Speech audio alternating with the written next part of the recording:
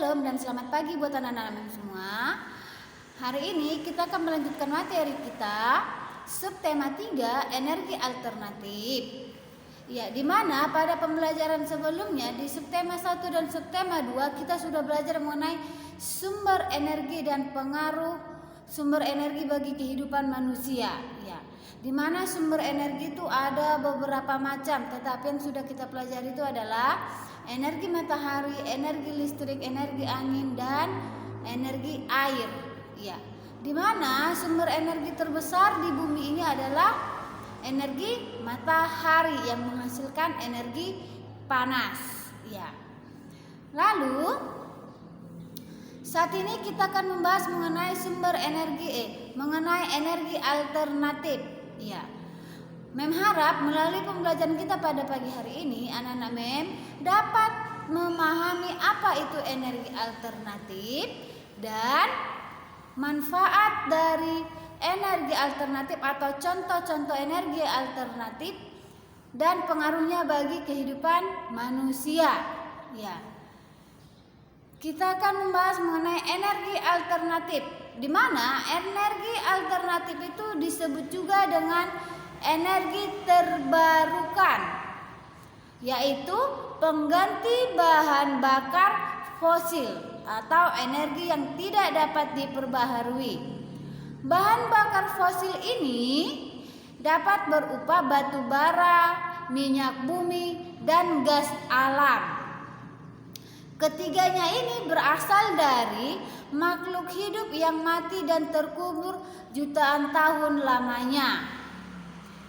Lalu, bahan bakar fosil adalah energi yang tak terbarukan, artinya jumlahnya terbatas dan suatu saat bakal habis.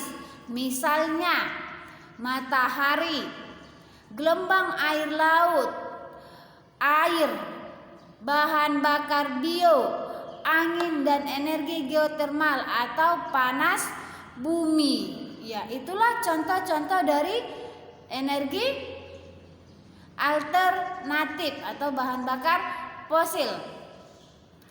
Iya, di mana tadi dikatakan di situ matahari. Ya, matahari sangat berguna bagi manusia, yaitu menghasilkan vitamin D bagi tulang kita. Ya, bagi tulang-tulang kita ya, menyehatkan tulang kita dengan memberikan yaitu vitamin D. Ya, di saat kita senam, di saat kita melakukan senam di lapangan, di saat kita melakukan senam di lapangan pada hari Sabtu, atau mungkin anak-anak Mem di rumah sering melakukan senam juga selain di sekolah ya. Ya. Senam-senam yang kita lakukan itu adalah senam ritmik, yang dimana kenapa harus kita lakukan di lapangan? Karena agar kita mendapat paparan sinar ultraviolet dari sinar matahari. Ya, yang dimana menghasilkan vitamin D bagi kesehatan tulang kita. Ya. Lalu di saat kita melakukan senam, bisa saja kita melakukan senam menggunakan tongkat, pita, topi, dan lain-lainnya. Itulah yang dikatakan senam ritmik. Ya. Lalu, tetapi di saat kita melakukan senam ritmik dengan menggunakan pita, kita dapat melakukan berbagai gerakan. Ya. Kita dapat melakukan berbagai gerakan yang membentuk horizontal, vertikal, melengkung, zigzag, dan lain-lainnya. Ya, itulah dia contoh gerakan-gerakannya seperti ini. Ini tadi gerakan, ini tadi dia beberapa contoh energi geotermal. Ini anak ya. Ada dia matahari, angin, lalu air. Ini dia. Lalu contoh gerakan senam ritmik, ini dia yang biasa kita lakukan di lapangan ya, Nak ya. Nih. Mereka kan melakukannya di lapangan. Lalu kita dapat melakukan senam ritmik menggunakan tali yang seperti ini. Ada dia zigzag, ada dia horizontal, ada vertikal, ada melengkung, dan ada yang membentuk lingkaran seperti ini. Ini dia menggunakan lingkaran atau simpai ya nak ya. Yang lainnya menggunakan tali atau pita. Ya. Misalnya di saat kita melakukan senam ritmik ya nak ya, kita mempunyai hak. Yaitu hak kita itu apa? Yang pertama, menggunakan lapangan.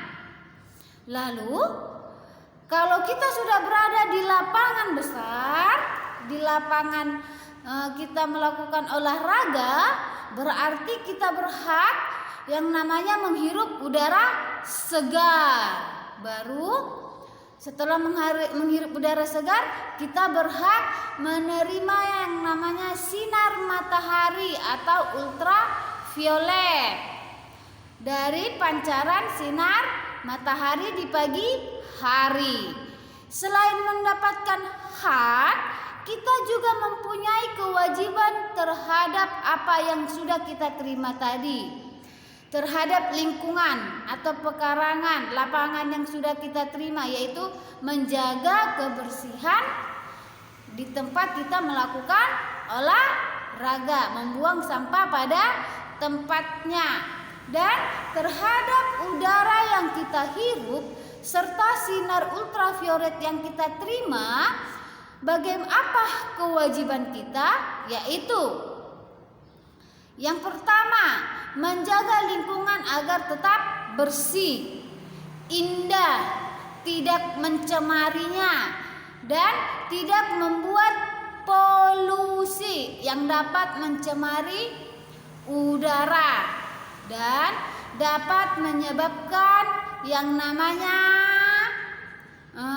efek rumah kaca. Kita sudah belajar kemarin ya, efek rumah kaca yang menyebabkan ada pemanasan global atau global warming. Iya, itulah hak dan tanggung jawab kita dalam penggunaan energi alternatif.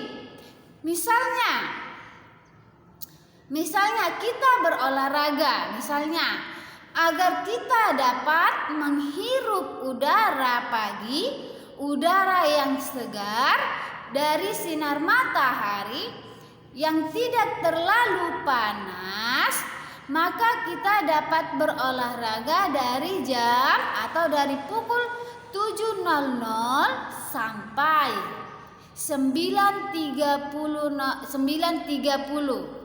Maka berapa lamakah waktu kita saat berolahraga? Ya, tadi katanya kita berolahraga itu dimulai dari pukul 7 ya nak ya. Dari pukul 7.00 sampai 9.30. Yang ditanya berapa lama waktu kita melakukan olahraga? Kita jumlahkan, kita kurangkan, kita kalikan atau kita bagi. Iya, itu kita kurangkan. Kita kurangkan dari yang mana? Dari yang terbesar. Yang terbesar tadi adalah 9.30 dikurang 07.00. Jadi hasilnya 2 jam 30 menit. Iya, sampai di sini pembelajaran kita. Yang dimana pembelajaran kita pada pagi hari ini tadi mengenai sumber energi alternatif.